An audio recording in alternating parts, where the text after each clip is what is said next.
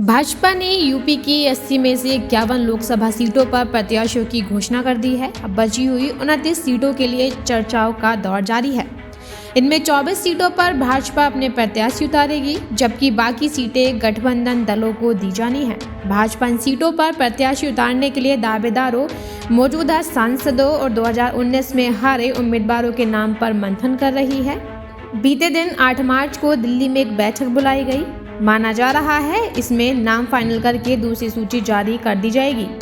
दरअसल पिछले लोकसभा चुनाव में भाजपा को 16 सीटों पर हार का सामना करना पड़ा था। इसमें बिजनौर, अमरोहा, मुरादाबाद, संभल, रायबरेली, घोसी, लालगंज, जौनपुर, अंबेडकर नगर, गाजीपुर, श्रावस्ती, मैनपुरी, सहारनपुर, आजमगढ़, रामपुर और नगीना सीट है। इनमें से 9 सीटों पर भाजपा ने प्रत्याशियों का ऐलान कर दिया है।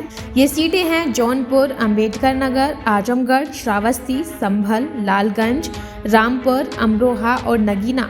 इनमें से 3 सीटें ऐसी हैं जिनमें भाजपा ने अपने प्रत्याशी बदल दिए, लेकिन अभी भी 7 सीटें ऐसी हैं जिन पर नाम का ऐलान नहीं किया गया।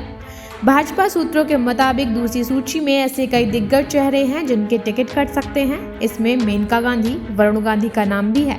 इसके अलावा केशरगंज से सांसद ब्रजभूषण शरण सिंह के टिकट पर संकट है।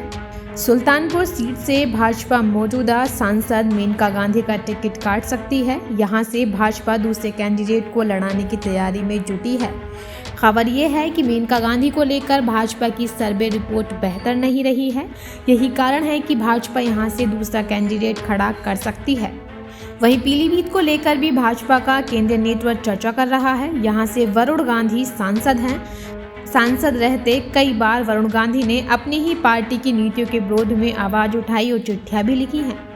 गाजियाबाद लोकसभा सीट को लेकर भी भाजपा का केंद्रीय नेतृत्व मंथन कर रहा है। भाजपा सीट पर मौजूदा सांसद बीके सिंह का टिकट काट सकती है। हाल ही में यूपी के मंत्रिमंडल विस्तार में गाजियाबाद की साहिबाबाद विधानसभा सीट से सबसे अधिक वोटों से जीतने वाले सुनील शर्मा को कैबिनेट मंत्री बनाया गया है।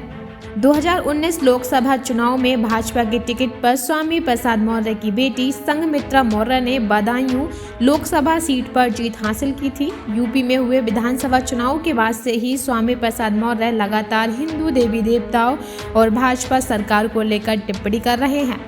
भाजपा की पहली सूची में गोरखपुर और बस्ती मंडल की 9 लोकसभा सीटों पर प्रत्याशी फाइनल कर दिए गए हैं। इनमें ये सभी सीटों पर पुराने चेहरों को ही जगह दी गई है, लेकिन देवरिया इकलौती ऐसी सीट है जिस पर अभी तक प्रत्याशी घोषित नहीं किया गया है।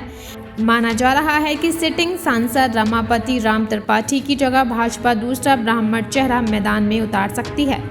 केशरगंज के सांसद ब्रजभूषण सिंह का नाम पहली लिस्ट में नहीं आया। ब्रजभूषण पर कुश्ती की महिला खिलाड़ियों ने यौन शोषण के आरोप लगाए हैं।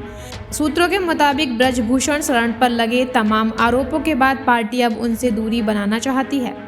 भाजपा की दूसरी सूची को लेकर यूपी लोकसभा चुनाव प्रभारी बैजयंत पांडा ने कहा कि एक सीट को लेकर प्रदेश और राष्ट्रीय स्तर पर चर्चा हो रही है। बाराबंकी की सीट पर कैंडिडेट बदलने से जुड़े सवाल पर उन्होंने कहा कि देखा जाएगा।